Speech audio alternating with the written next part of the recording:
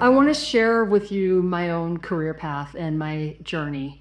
And I'm hoping that this will help give you faith that your own journey is going to come together for you wherever you are in that path, and also help you think about how you orient yourself in your own career path. Because I would say that my career path has been hard and at times really ambiguous, not clear where I was headed. And I think my career is a really good example that things are going to happen in the only way that they can happen. And I don't mean that in terms of fate. I don't think that our lives are fated, but I mean that in terms of time. That it takes time for things to come together, and you've got to learn your lesson and take your punches. And you've got to get through yourself, to where you're going, and things are going to happen in the way that they can.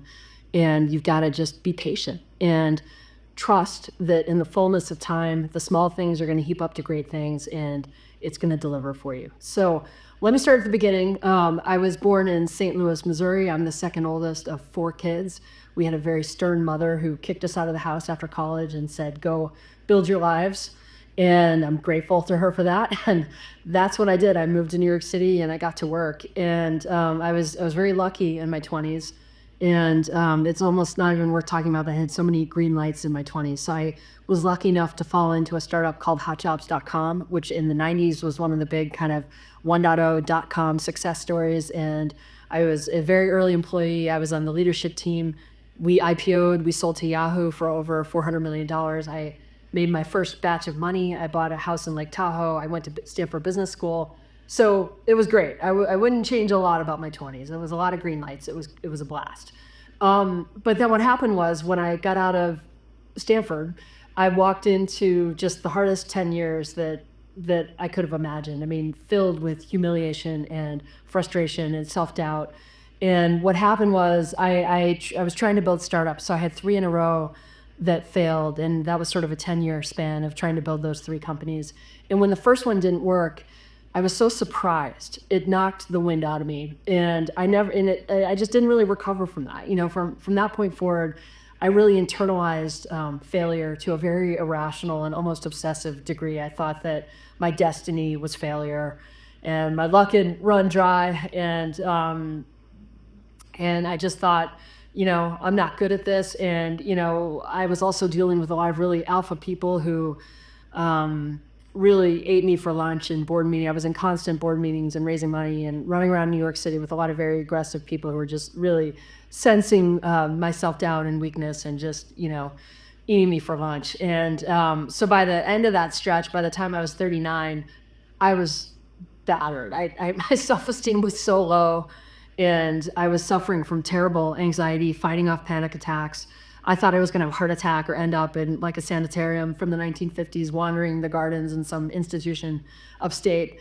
And, but what happened was that it got so bad that I just broke. I just snapped into, rational thinking.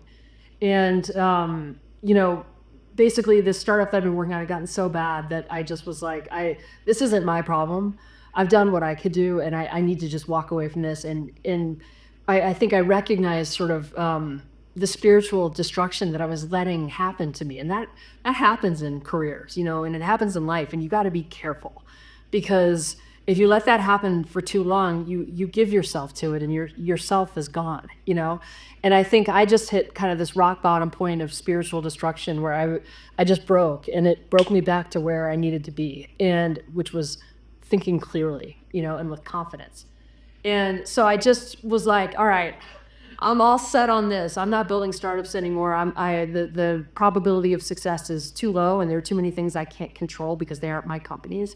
I'm not working for anybody else anymore. That's over. Not working for other people anymore.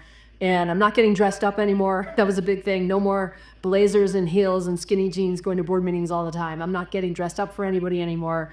It was just sort of this act of defiance and protection of my own spirit, and of my core values. And I just thought, I don't know what I'm gonna do, but I'm not doing this. And I'm gonna push my raft off this dock and go into the unknown and see what happens. And a few things happened right away that were very helpful in my thinking. So for one thing, I just randomly picked up a Tony Robbins book, Awaken the Giant Within, and that changed my life. It really did. I think he is a genius. And that got me off on a self-help journey to repair my self-esteem. And it was something I just so desperately needed. And the second thing, in a very cliched way, I reread for the second time The 4-Hour Workweek. Thank you, Tim Ferriss. I don't care if this is cliched. That helped me a lot. And I've never had a 4-hour work week, 0% chance, but I have done lifestyle design. It made me think I am doing that. And the third thing that happened was very random. I was standing in line at the bar at a fundraiser for my kids' school, waiting for a drink.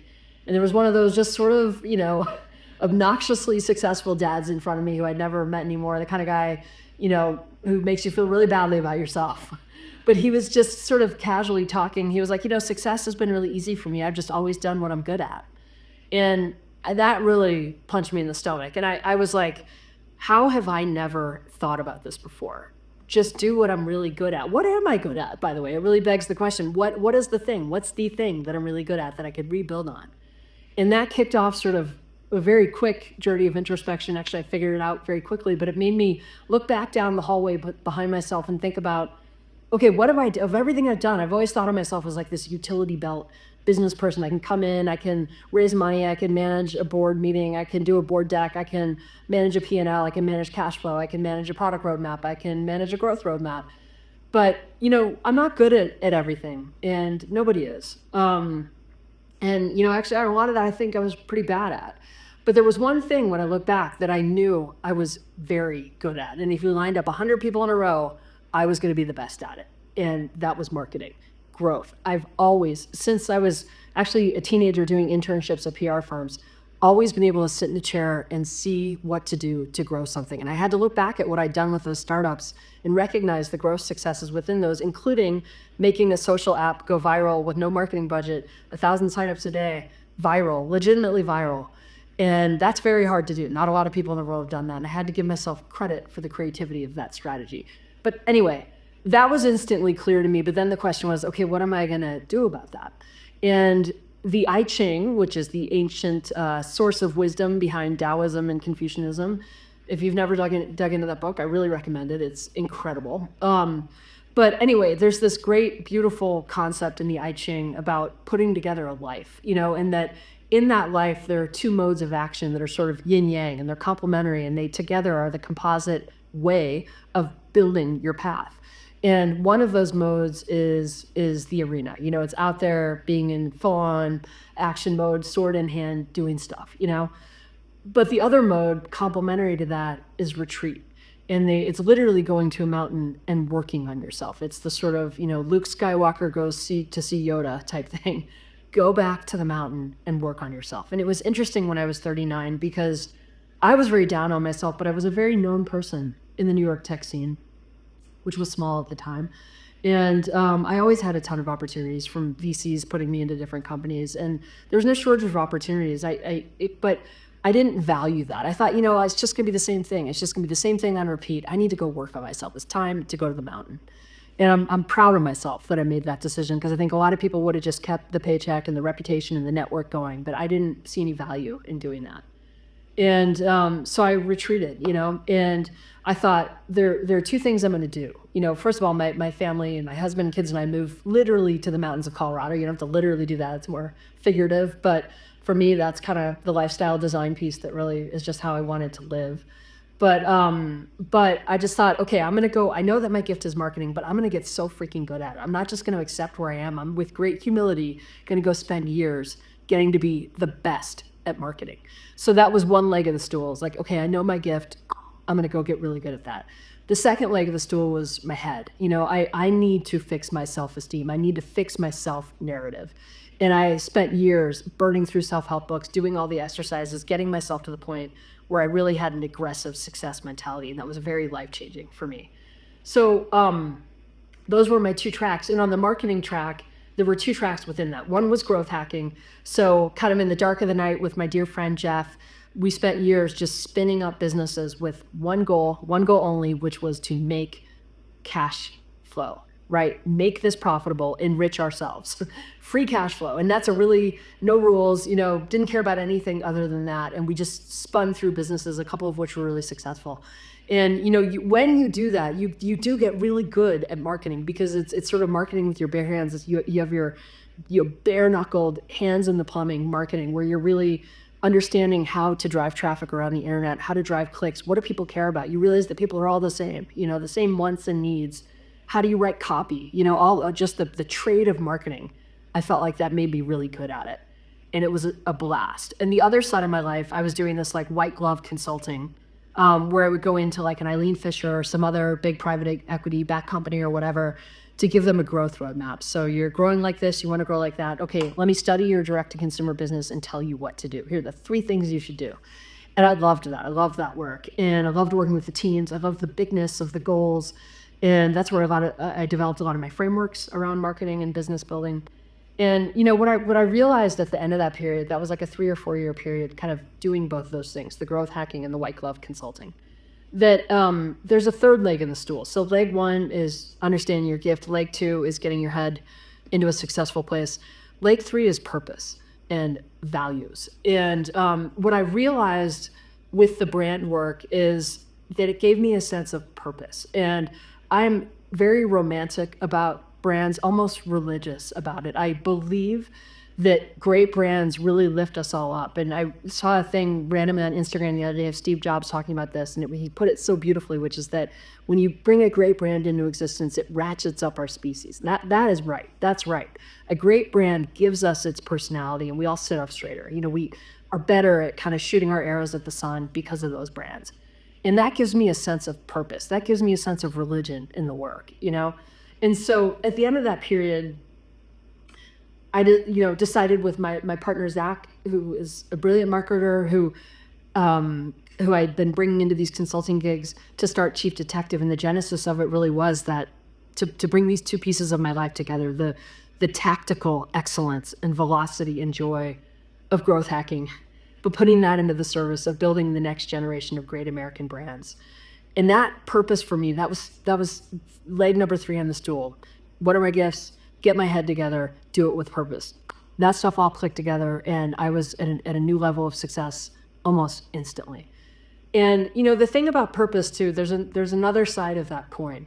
I think with purpose, you move away from something, which is spiritual destruction, things that degrade you, and your spirit, and you have to protect that. You protect sort of the pilot light of yourself, and move away from things like that. I endured things like that for way too long. So careful, protect your spirit. But it's also, what are you moving towards? That's the other side of the coin of purpose, is what's your core value? What makes you feel alive? And for me, it's always been, with all thy getting, get understanding. That's always oriented my business activities, as I knew that what I was trying to get out of it was self. It was me, it was maturity and psychological resolution, peace, and use of gifts. That's where freedom comes from, is developing yourself and really bringing yourself into fruition. And so that was the third leg, purpose. And once these pieces came together for me, I was instantly successful. Robert Greene has a little story in his book Mastery, which is such a killer book, about how Albert Einstein had his miracle year of turning from like a low-level patent clerk to the guy who solved the greatest, most stubborn problem of physics, within 1 year. It's a Tony Robbins thing too. Things can change so fast, and that really is true. And what I realized looking back on this whole stretch, is that my 30s had just been this gigantic thunderstorm, but it was a storm of creation, and I think that that's true with life. It's true with creating anything, that there's a thunderstorm of confusion and ambiguity and just sparks, and you don't realize it when you're in the middle of it. But when you get out of it and look back, you realize that there was a root system growing underneath, and once the storm kind of clears of learning or whatever that was for you, all that stuff starts to sprout up. And that really happened for me, and I could really appreciate my 30s in retrospect, with how flammable my 40s had become because of everything that I had gone through. And I think that I'm proud of myself for sticking to my guns, and what made me different, and the way that I think about things, and sticking to that, and not letting myself be changed through all the hard things that I was going through. And I think that a lot of people are like me, where they will spend years and really put in their 10,000 hours on something to get good at it, and to make it about the work, to approach it with a lot of humility, where you make it about the work and not about the person and not about the ego, And I think that when you do something for a long time and that's how you approach it, you make it about the work and not about the person, that you end up, and you stick to your guns of what makes you different, you know? I think you end up with something that is substantive and that is unique and that's valuable. And that's what I feel so proud of, is that I really stuck with it. I never quit and I just kept going. And out of all of that, you know, I ended up with all these tools and these frameworks and this point of view and this expertise, you know, that I only could have gotten one way, and it was that way. And now I'm able to kind of package all this together and bring it into my work, into, you know, sharing with people. And so I really encourage you to kind of, again, have faith and patience and believe in the fullness of time, and understand that things are going to happen in the only way that they can happen. That the way that you're going to develop yourself is just you're going to have to hit some stops along the way. So those are really my takeaways from my career and my journey, is that, you know, for one thing, you've got this three-legged stool and you've got to figure that out. I don't know that you can get to success and meaning in your life without this. Leg one, what am I good at? You line up 100 people, what are you going to be the best at? That's what you should build your career on. That's leg one. What are my gifts? Clear understanding of that. Leg two, your mental strength, not sabotaging yourself, having a killer mentality, doing yourself justice with the narrative in your own head. That's leg two. Leg three is purpose. And again, it's the double-sided coin of what you're moving away from, which is any act of spiritual destruction, and protecting the pilot light and the sort of internal flame within you. You protect that, you know? And the thing that you're moving towards is the other side of the coin, which is purpose. And what is your core value? What makes you feel alive, you know? And how do you apply your gifts in a way that is just total energy explosion? That's what's going to make you feel fulfilled. So those are the legs of your stools. What are my gifts? Get my head in order and do it with purpose. And then your two kind of mental themes that you apply to that are patience and faith. So those are the core takeaways from my journey, and it's worked out for me. I'm really happy with where I am in my career, with who I get to work with and what I get to work on. And I love my company and my partners and everybody I do it with, and my family. I love my lifestyle, love mountain living. And, you know, it's all come together in a really nice way.